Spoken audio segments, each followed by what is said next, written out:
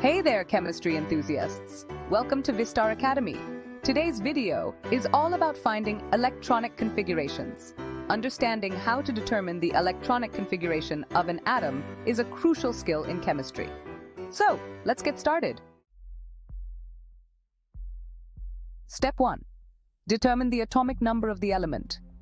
The atomic number tells us the number of protons in the nucleus, which also equals the number of electrons in a neutral atom. Let's use carbon as an example. Carbon has an atomic number of 6. Step 2. Fill the orbitals in order of increasing energy. Remember the Aufbau principle.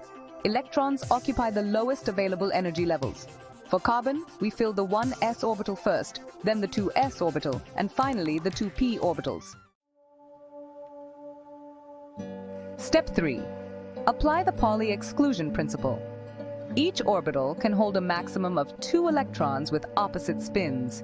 In the 2p orbitals, we can place 2 electrons with opposite spins. Step 4.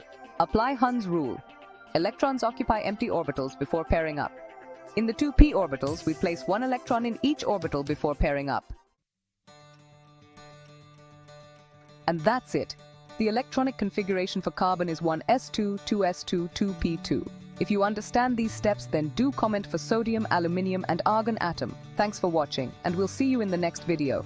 If you are not subscribed this channel, then subscribe this channel, like and share this video.